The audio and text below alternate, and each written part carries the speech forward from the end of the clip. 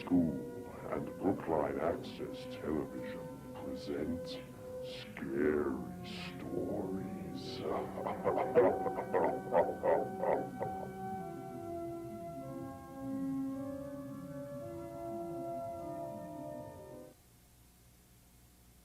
The Curse by Victoria Clarkfield, grade 4.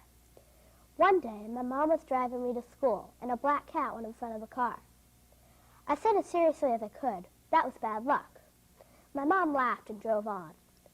That day in math class, I got sent to the bench for not listening. I thought, why is this happening? When I was eating lunch, I spilled my plate in front of everybody. I was so embarrassed. Then, that day, my mom was supposed to pick me up. So I was surprised when my dad came and said. I asked, where's Mom? He said, she's at the hospital. She broke her wrist today. Then, when we were going out to the car, we saw a black cat, the same one. It seemed to be smiling in a strange way. As my dad shooed the cat off, it seemed to be limping slightly. Murder on 9th Street by Jake Weiner and Jessica McNulty, grade 3. There once was a boy who was watching the Nightmare on Elm Street series. The bad thing was it was Halloween night. He did not know that it was bad. He just kept watching. Then the dog barked, ruff, ruff. Most people wouldn't think anything was wrong, but the dog had never barked like that in his life. Of course, the boy went to check on the dog. He left the TV on. When he came back, it was still going. He noticed that one of the characters was gone. He started to eat a cookie that his grandma sent him. Before he took his first bite, he heard crunch, crunch, and saw some crumbs behind him. Suddenly, the power went out. He found a flashlight. He turned it on. Then he went downstairs to the outlet. When he found the outlet, he heard creak, creak behind him.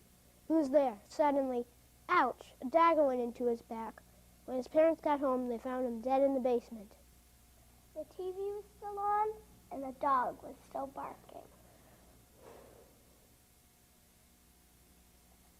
The Bird by Rebecca Marshall, grade 5. One day, an old couple moved into house number 7 on Bell Hill. They thought it was a nice house, and every day, a yellow bird would come to the kitchen window. One day, the bird came, and on that day, the bird stared at the wife, and she choked to death. Then, the next day, the bird came back, and the old man was rocking in his rocking chair. He had a heart attack and died. It was a year until another family bought the house. They had a big family. They loved the house. Well, one day, they heard a bird chirping in the window. So the older brother John went to the window to look. There was the bird. And the bird stared at him, and he fainted. When he woke up, he said, "No one go near that bird. He will kill you." His sister Anne said, "Please, John, birds can't kill people." The next day, the bird came back and stood in the window. Now the mother was cooking dinner. Soon, the mom developed a rare disease and died. The bird kept on coming back. Then the father went into a coma and died. That day, they heard the bird chirp, and they knew the bird was killing people. They ran for the door. It was locked, and they were trapped in the house with the bird sitting in the window. Rattle My Bones by Genevieve Chateau, grade 3. October 31st, 1852. On the last day of October, there was a family that had a dog. The family had 5 members. 2 children, 1 dog, and 2 adults. One day, Rose and Mickey asked if the family could go for a hike. Mom said yes, and Dad said yes also. They packed a picnic lunch and went into the woods. The woods was a creepy place, not to mention the darkness. They hiked for 2 hours, then it started to rain. Scotty, which was the dog's name, ran into a nearby house. It had cobwebs all around. Most of the painted chipped, so it was hard to see what color it was. It was starting to pour, so they went inside. The inside was like the outside, only it had wallpaper. Rose looked in a closet. There was slime dripping from every hook. She giggled a soft giggle, then ran into the next room, then screamed and ran into the next room, where she found her mom. Dad was in the room with her. Mickey saw a shadow, giggled a soft giggle like Rose, and then he screamed like Rose also, and ran into a room that was full of boxes. And there was Scotty. "Come here," Mickey shouted. Everybody came. They heard a voice. Mom and Dad stopped in their tracks. Rose and Mickey laughed and shouted, "Happy Halloween!" The voice turned out to be a parrot. What they named the parrot is a whole other story. The Haunted Book by Sam Burke, grade 4. One day a girl sat in bed, but it was way past her bedtime. "Daddy, Daddy, please, just one more story." "Okay, Sarah, just one more. How about this one? It's called Tales of the Midnight Hour." Once a boy went up to the top floor of his mansion. It was an old dusty cobweb place. Then he saw a book. It was a gold-trimmed book, just like ours. He picked it up and he was about to go back down, but then the book started to move. And then suddenly, "That's all the time we have for tonight, Sarah. I'll read the rest tomorrow." That night at 12, the book started to move, and the next morning, Sarah was gone. Everybody in the town looked for her, but she had vanished completely. Time passed, and they gave up on the search. Sarah's family sold the house, but forgot the book. The people who bought the house had read the story, and the same thing happened to their son.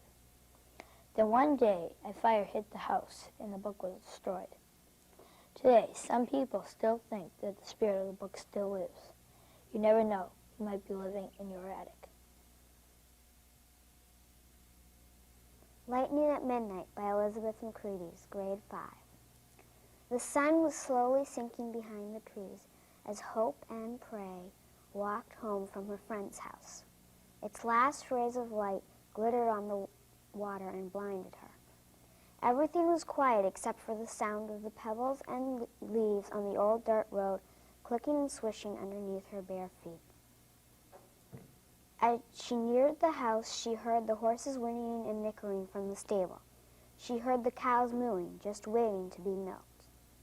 The second she got on the farm, she started working, mucking the horses' stalls, grooming the horses, milking the cows, and planting vegetables.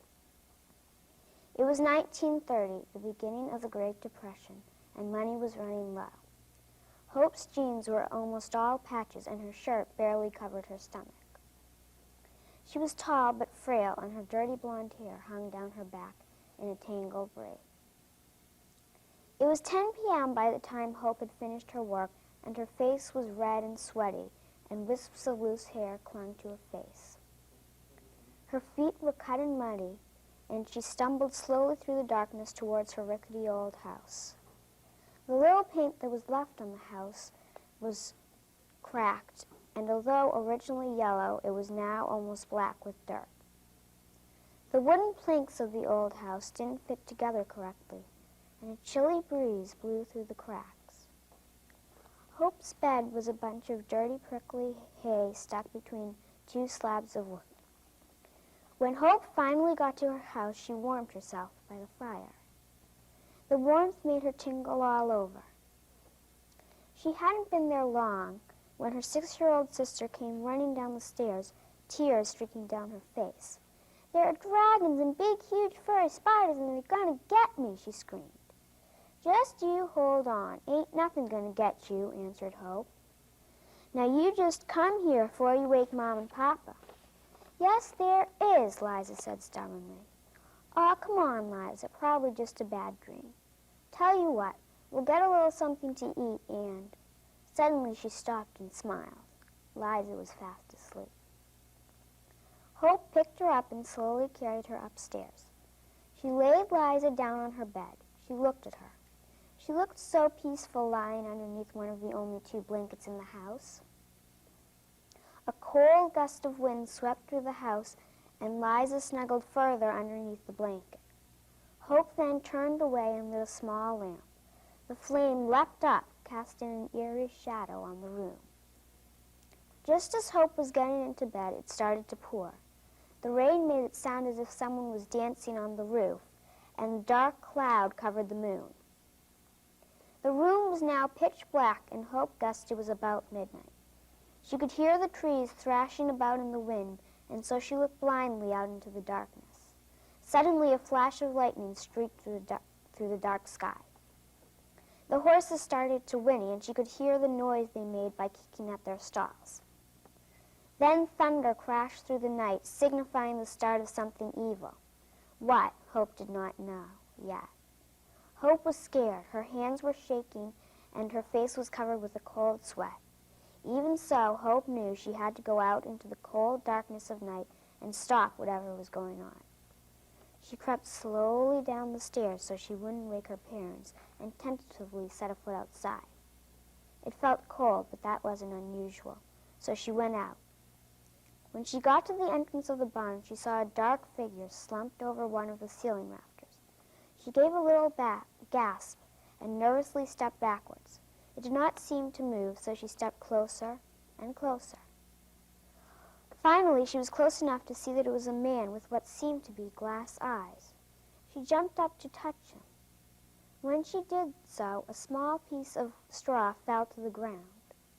"A scarecrow," Hope said. As she did this, she noticed that the sky seemed to lighten a shade.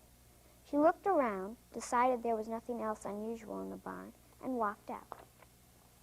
She then decided to check on the cows.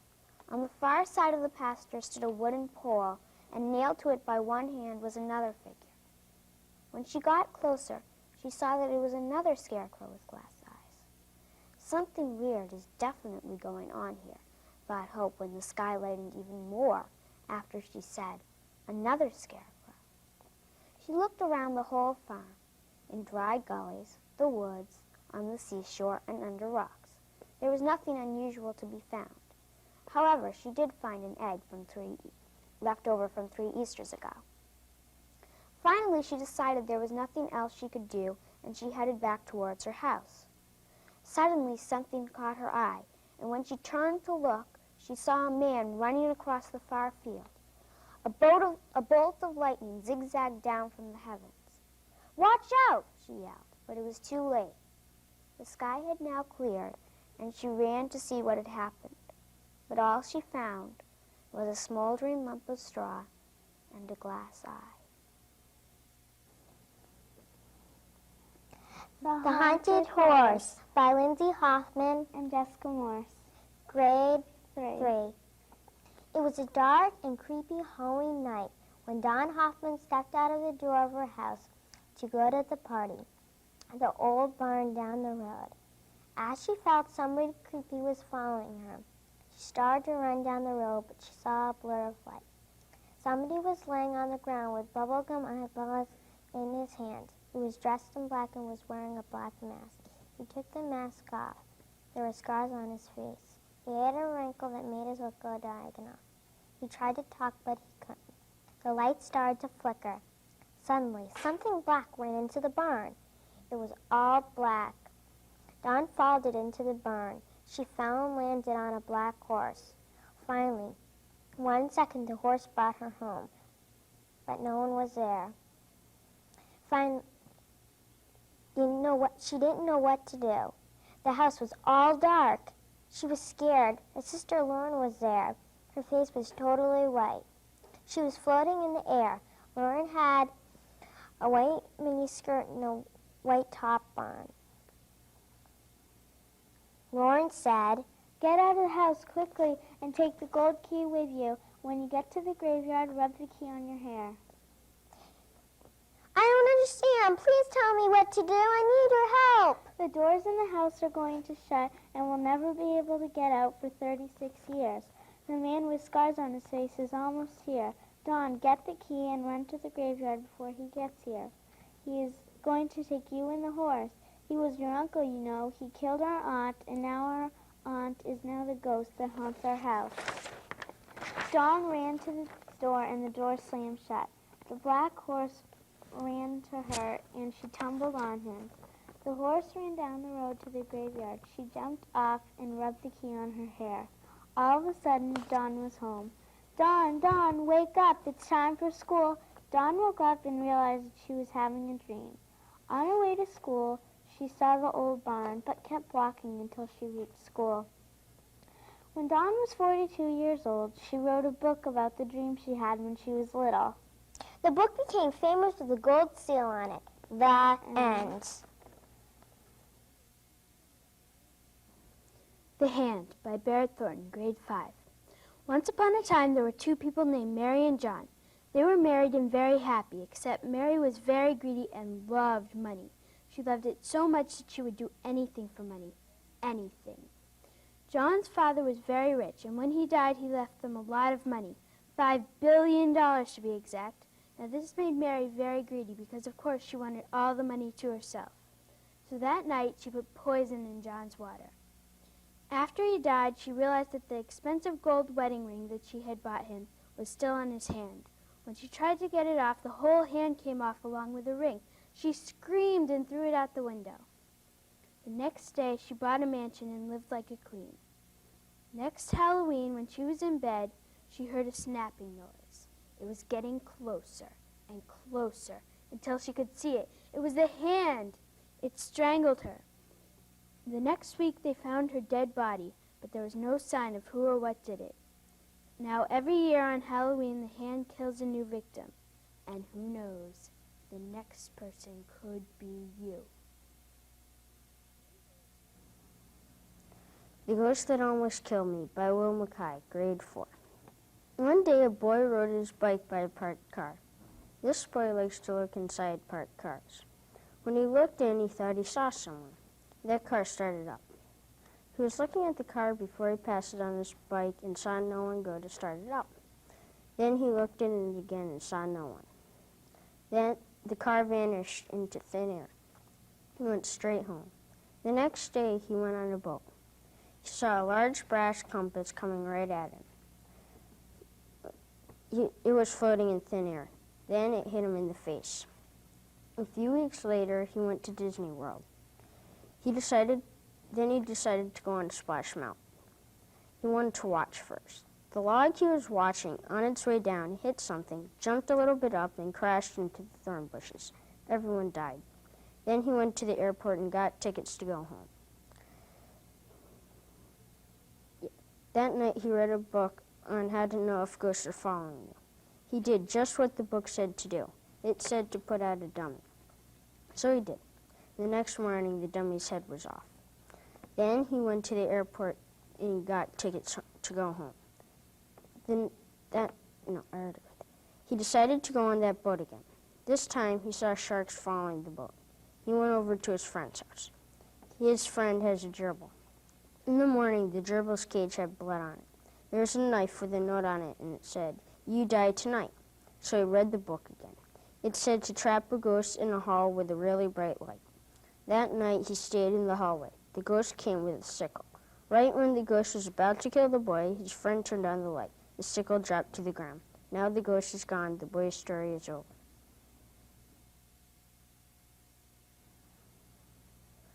The Strangest Adventure by Rebecca Rosenthal, grade 3. One day, a girl was feeding bread to some ducks. The girl and her parents were renting a house on Martha's Vineyard. The house overlooked the lagoon. The house was very pretty. The girl was feeding the ducks by making the bread into little balls and throwing them on the lawn. The greedy ducks ran over to the bread and gobbled it up. More and more ducks kept swimming over to eat her bread. Then, slowly, quietly, the water began to turn green. The girl looked up. She saw little bits of brown stuff sticking up. The ducks seemed to notice it, too. Slowly, the brown stuff became the head. Suddenly, out of the water splashed a huge 50-foot duck. The girl was stunned. The duck was wearing a shirt that said, "I am Duckzilla," in huge letters. Duckzilla began walking over to the girl. Quickly, a big, wet, slimy, and feathery hand reached out and grabbed the girl, her loaf of bread, and the little piece of banister she was leaning on. It was terrifying. Duckzilla started to carry her towards the water. He started to swim down into the icky seaweed. The smell of Duckzilla's wings made her very sleepy. Soon the girl was fast asleep. After a while, she was awakened by the sound of quacking ducks. One duck was saying in a very deep quack, quack, quack, grr, girl, home. She decided that the duck with the deep quack must be Duckzilla. She looked around herself and she saw she was in a dark blue room. She was lying on a bed without any pillow at all. At the end of the bed, on top of her feet, there was a glob of gooey, heavy, red and bubbly stuff. But somehow she couldn't feel it with her feet. Her door opened. In walked a big duck wearing a t-shirt that said, Big Al's Bread Store. He put a loaf of rye bread on the table. He reached into his pocket and pulled out a little piece of paper. Then he left, slamming the door behind him. The girl sat up. She pushed the red and gooey stuff off her feet. To her surprise, it slid off easily. She walked over to the bread. She saw the little card. It said, Eat this if you dare, but she paid almost no attention to it. She reached out and broke off a little piece. It was good. She ate more and more. She ate until there were only little crumbs left. She ate those, too. The bread made her feel very sleepy. She walked over to the bed and climbed into it. She fell into a very deep sleep. While she slept, she dreamed she was back home playing Chinese checkers with her father. He won, as usual. When she woke up, she was standing on the porch of her house, feeding the ducks like she was before Duckzilla captured her. The little piece of banister was in its place as if it had never been broken off. Was her trip underwater with Duckzilla a dream, she wondered, or did it really happen? She never knew. The Brownies by Elizabeth Cooney, grade 4. One day, a lady and a butler wanted to cook some brownies. But they needed their aprons. So the butler went upstairs to get the aprons. He heard, "Stop! Those are mine. Don't take them. Please don't hurt me. I need them to cook brownies." "Fine, save me too." Sure. So he went upstairs. He went downstairs and he cooked the brownies. The ghost. Then he went back upstairs, and he gave them to the ghost. The ghost said, "Hey, those are burnt." The butler said, "We are moving today." The ghost said, "I'll go back to heaven." The lady and the butler lived scaredly ever after. Legend says, if you see a ghost, offer it a brownie, not a burnt one. The Hellhound by Reed Almendinger, grade 5. It was a snowy night. I had inherited my grandmother's house. My dog and I were on our way there. "We're finally there," I told my dog. It looked like the power was out, so I took out my flashlight, and I went down to the caretaker's house. My dog stayed outside, and he started to scratch at the door. I said to myself, I might as well let him in, because either way, I'd have to get up to get the old boy a blanket to sleep on. So I got all dressed up to go up to my grandmother's house to search for a blanket. I vaguely remembered where the blankets were kept. I walked in, my dog following me. I turned on a light. In the eerie light, I saw to my horror my grandmother, old and gray. She was sitting there, and suddenly she noticed me. She got up and walked over to me. She said, "William, go back. Go back to your car and leave. Get as far from here as you can." Then she died. Continued on my way upstairs. My grandmother was always very superstitious. She believed that when her dog dies, it would become a hellhound, the evil dog that breathes fire. She said that when she died, the hellhound would kill anyone who came to the house. Only one thing could stop a hellhound, a blink dog. She said when my dog died, somehow it would become a blink dog. But she told me this when I was young, and I didn't believe her. Now I believed every word she said. I went up the old creaky stairs and down the hall. The paint was chipping badly. There were pictures on the wall. I found another light switch. In the gloomy light, I noticed the walls were more chipped than I thought they were. There was a door next to me and some cupboards further down the hall. First I tried the door. Nothing but an empty closet. I walked further down the hall to the cupboards.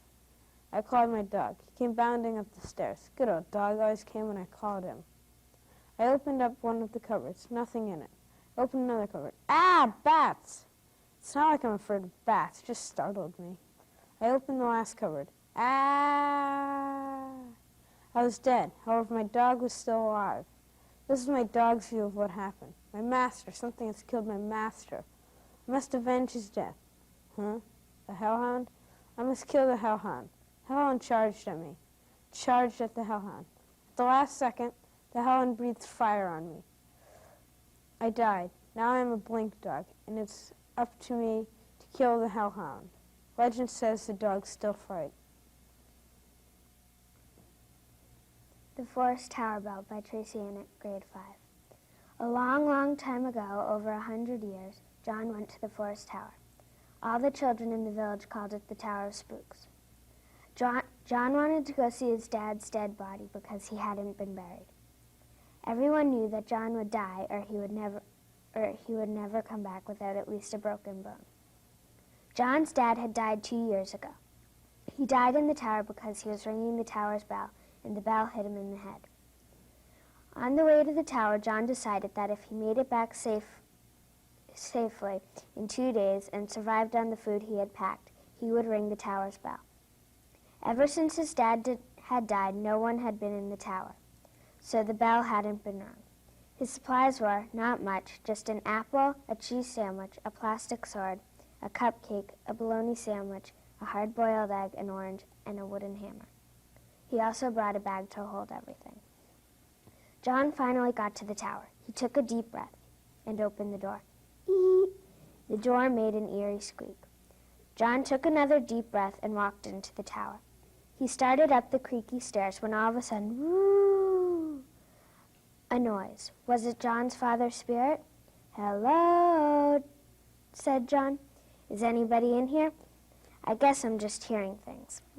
Then, all of a sudden, things started shaking, and John saw an outline of something that looked like a ghost. Then, he heard a screeching sound, and at least 12 bats came flying out of who knows where. However, John still kept going up the stairs. After a while, he came to a bench at the top of the staircase. He sat down and started eating his apple. He needed a brief rest. He continued up the creaky stairs. Finally, he came to the bell. He told everyone he would ring the bell to show that he had gotten there safely, so that's what he did. He looked around. He didn't see anything. Then he spotted a big pile of hay. He dug through the pile. He felt something hard, and he saw a skeleton. He picked it up and put it in his garbage bag. He carried it with him. He went down the stairs to the bench to have a cheese sandwich. Then he ran home. He could not run too fast because the skeleton bones were so heavy. All the people in the village practically fainted because he came back safely. The next day, John took the skeleton he had found and buried it. He felt better that his dad's body was finally at rest. From then on, the forest tower bell rang every week, and John was the ringer.